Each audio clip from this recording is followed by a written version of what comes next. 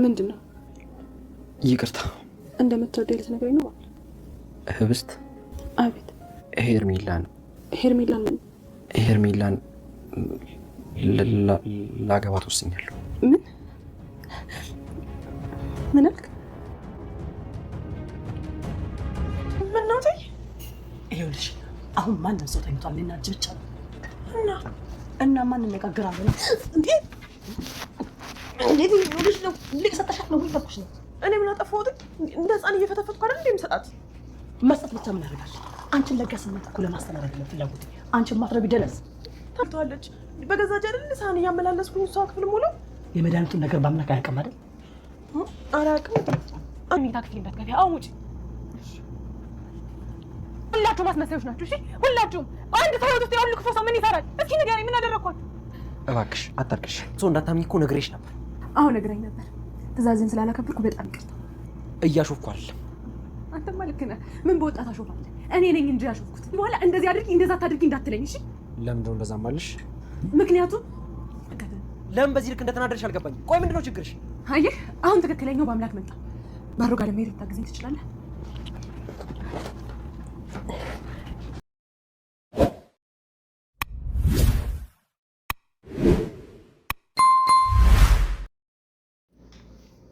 በአምላክ ለህብስት በጣም አስደንጋጭ ዜና ነው የነገራት። እሱም በቅርብ ሄርሜላን ሊያገባ እንደሆነ ቢነግራትም እሷ ግን ማመን አልቻለችም። በአምላክ ለምንድን ነው ይህንን ነገር ያደረገው? ህብስት እሱን እንዳትቀርበው እንድትርቀው ለማድረግ ነው እንግዲህ ይህንን ነገር እየነገራት ያለው። ነገር ግን ይህንን በነገራት ቁጥር ህብስት በጣም እያዘነች ነው፣ ልቧ እየተሰበረ ይገኛል ማለት ነው። ይህን እንግዲህ የምንረዳው ህብስት በአምላክን እንደምትወደው ነው። እሱም እሷ ምን ያህል እንደምትወደው ለማየት ነው ሄርሜላን ላገባ ነው ብሎ የነገራትና እናም ደግሞ ከሱ እንድትርቅ ከዚህ በላይ እንድትጎዳ ስለማይፈልግ ነው ማለት ነው። እውነት በአምላክ ሄርሜላን ሊያገባት ነው? በፍጹም ሄርሜላን አይደለም ሊያገባት። እሷ ባለፈች መንገድ ራሱ ተሳስቶ ከሆነ ሊያልፍ አይችልም ማለት ነው። ህብስት አሁን ላይ ሁሉም ሰው ወደ እሷ ነው እንግዲህ እያንጋጠጠ የሚገኘውና ለአንዲት ምስኪን ሴት ያ ሁሉ ሰው ነው እንግዲህ ተሰብስቦ ከግራም ተቀኝም እየዶለተ የሚገኘው ማለት ነው። ሰላም ጤና ይስጥልኝ ውድና የተከበራችሁ የቻናሌ ቤተሰቦች ሁላችሁም ሰላም ብያለሁ። በያላችሁበት ሰላማችሁ በዘት ተረፍረፍ ይበልኝ እያልኩኝ ለቻናሉ አዲስ የሆናችሁ ሰብስክራይብ እያደረጋችሁ ነባሮች ደግሞ ላይክ እያደረጋችሁ ለምታበረታቱኝ ከልብ አመሰግናለሁ። አሁንም አብሮነታችሁ አይለይም። ህብስት ድራማ እንግዲህ ደስ የሚልና አስተማሪ ድራማ በወደቀ እንጨት ላይ ምንድነው መጥረቢያ ይበዛበታል እንደሚባለው ነገር ህብስት እንግዲህ በራሷ እጅ ባትወርቅ በእንጀራ እናቷ እጅ ብትወርቅም በሷ ሴራና በሷ ተንኮል ህብስት መራመድ ቢያቅታትም ነገር ግን እሷ ትንሽ አሁን መራመድ ችላለች ማለት ነው። እሷ መራመድ በቻለችበት ጊዜ ግን የእንጀራ እናቷ ወይዘሮ ይፍቶ በጣም እየተበሳጨ ትገኛለች ማለት ነው። አንቺ ደናቁርት እንዴት ነው መራመድ የቻልሽው? ጭራሽ መራመድ እንችለሻል? ጉድ የዚህ ቤት ጉድ እኮ አያልቅም እያለች እያሽቃበጠች ነበረ። የእንጀራ አባቷም እንግዲህ በማስመሰል የኔ ልጅ ደስ ይላል፣ ከመቼ ጀምሮ ነው መራመድ የጀመርሽው ነበር ያላት። እሷም በጣም በመደንገጥና እየፈራች በአምላክም እዛ ስለነበረ አይ አባዬ ይሄን ነው ሰሞን ነው ትንሽ መራመድ ጀምሬያለሁ፣ የሚከብደኝ እግሬ ደግሞ ለቀቅ አርግቶኛል፣ ለዛ ነው ወንበሩን መሳብ ሲያቅተኝ ግድግዳ ይዤ ነው የመጣሁት ትላለች በደከመ ልቧ ቁጭ ብላ እግሯን ሽምድምድ ብላ። ስለዚህ አሁን ወደ ክላሴ ትመልሱኛላችሁ ብትልም እንጀራ እናትየዋ እኔ ነኝ የመመልሳት ትላለች። እሷ ግን አይ አባዬ ትመልሰኝ ትችላለህ ነበር ያለችውና ነገር ግን እሱም ማስመሰሉን ቀጥሏል ማለት ነው። የኔ ልጅ በጣም ደስ ይላል፣ በቃ አይዞሽ፣ ማንኛውም ነገር ስትፈልጊ እኔ ከጎንሽ ነኝ እያላት ይገኛል ማለት ነው። ቢሆንም ግን አብነት አሁን ላይ ከሷ ጎን የሚገኘው አብነት ብቻ ነው ማለት ነው። እንጀራ እናቷ በተደጋጋሚ ስታበሳጫትና ክፉ ቃላቶችን ስትናገራት በጣም በመናደዱ ውጭልኝ እባክሽም ምንድን ነው የምትፈልጊው ብትላትም እንግዲህ ጭራሽ በገዛ ቤቴ ውጭልኝ ትይኛለሽ ወይ? ምን አይነት ጥጋብ ነው ነበር ያለቻትና እሷም አይ በቃ ይቅርታ ካጠፋው ብቻ መሆን ስለፈለኩ ነይ በቃ ተቀመጭ እዚህ ጋር እንድፈለግሽ ዙሪበት ቤቱን ነበር ያለቻት ይፋትን።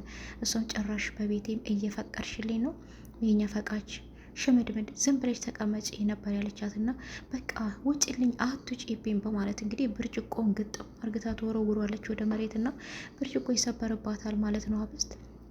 በዚህን ሰዓትም እንግዲህ እንጀራ እናቷ ይፋት በጣም በመደንገጥና በመፍራት በይ እየሄድኩልሽ ነው ከዚህ በላይ ሌላ ቃ እንዳትሰብሪ በማለት በመፍራት ነበር ካጠገቧ ሄደችውና ነገር ግን በጣም እያለቀሰች ነበረ አብስት።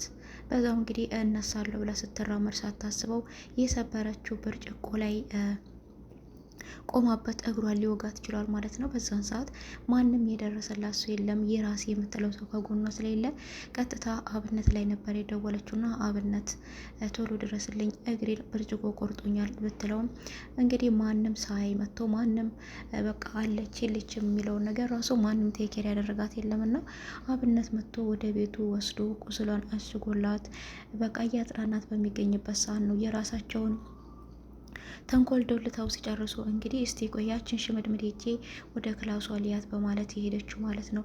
ክላሷ ስትሄድ ግን እንጀራ እናቷ አብስት በሩን ቆልፋለች። ማንም የለም። በጣም ይደነግጣሉ። በሩን ቆልፋ አልከፈተችልኝም ነበር ያለችውና በአምላክም ምነው የሷ መጥፋት አስጨንቋችሁ ነው ወይስ የራሳችሁ ሜንሽን ስላልተሳካ ነው ነበር ያለ። እነሱም እንግዲህ አንተ አርፈህኛ ብትመስል ይሻልሃል፣ ሀብስትና አንተ የሆነ ነገር አላችሁ እርግጠኛ ነኝ።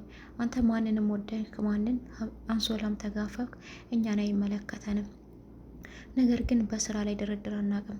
የምሰራውን ስራ ብቻ በስነ ስርዓቱ መስራት አለብክ እያሉት ከማስጠንቀቂያም ጭምር እንግዲህ እየነገሩት ነበርና እሱም እንግዲህ ይሄንን ለኔ ያልከኝን ነገር ለሚስትህም ንገራት እስቲ በሰው ነገር ጣልቃ እንዳትገባ በሰው ነገር ውስጥ እጇ እንዳታስገባ የራሷን ኑሮ ብቻ አርፋ እንድትኖር ለሚስትህ ንገራት ለኔ ነገርከውን እያለው ነበርና ስለዚህ የኔ ከሰው ጋር አንሶላ መጋፈፍ ከኔ ከሰው ጋር መግባባት አንተን ደስ ካላለክ ስለዚህ አንተ ባለትዳር ወንድ ሆነ ደግሞ ከኤርሚላ ጋር እንደምትግባባና የተለየ ሚስጥር እንዳላችሁ ችግር ከሌለው ለይፋት ልንገራታ ለሚስትህ ነበር ያለው። እህቴ እኮ ነው ይላትምና እሱም በጣም ነው የደነገጠው።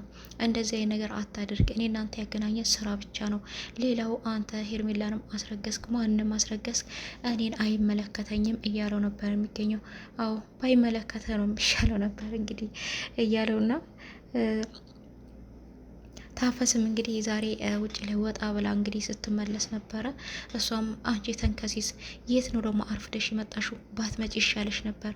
ምን ነው በዛ በቀረሽ አንቺ እያለች እንግዲህ እየተቆጣቻት ነበርና እሷም አረትዬ ትቆጫለሽ ብዬ እኮ ነው እንጂ ላድር ነበር ያለቻትና አይ ብታር ይሻልሻል እኮ ብታር ይሻልሻል ተሳስተሽ ነው የመጣሽው ትላትም አይ ልጄ በቃ ትቆጫለሽ ብዬ እና ሄጄ ልደር እንዴ ተመልሼ ብትላትም የሚሄድ ነገር ይድብሽና አረ እንደው አደራውን ጌታዬ ይውሰድሽ እንደው አደራውን በጣም በመሳቂ ፋትም እንግዲህ እንዴትዬ በአደራ መራገም ጀመርሽ እንዴ ማለት ነበር የሳቀችባትና ጭራሽ ትስቂያለሽ ጥርስሽ ይርገፍ በይ ወደ ውስጥ ግቢና አሁን ልብስሽን ቀይረሽ ስራ ስሪ አረ እንደው እዚህ ቤት ስንት ነገር ነው የሚታየው እያለች እንግዲህ እያርጎ መገመች እሷንም አንቺ ያችን ሽምድምድ አንቺ ከሆነሽ መድኃኒቱን ቀይረሽባት ከሆነ ወይም ደግሞ መድኃኒቱን እያልሰጠሻት ከሆነ አንቺን ራስሽን አሽመደምድሻለሁ እያለቻት ትገኛለሽ ማለት ነው።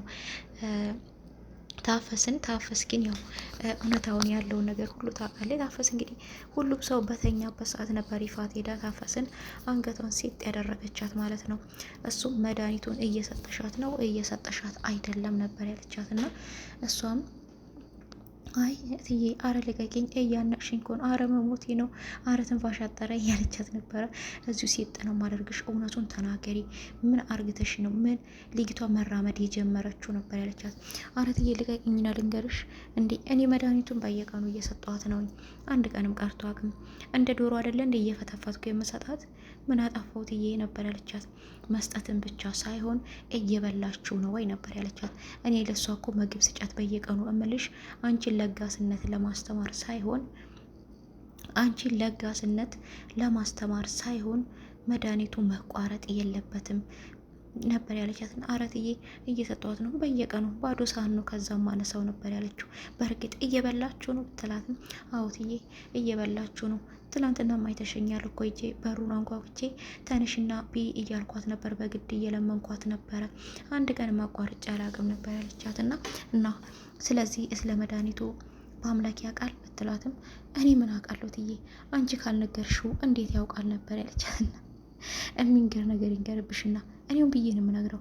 አሁንም ስራሽን ቀጤ አትፍሰዢ፣ የምትፈዢ ከሆነ አንቺን ራሱ አሽመደመድሻለሁ ብላታለች መጨረሻ ላይ ማለት ነው።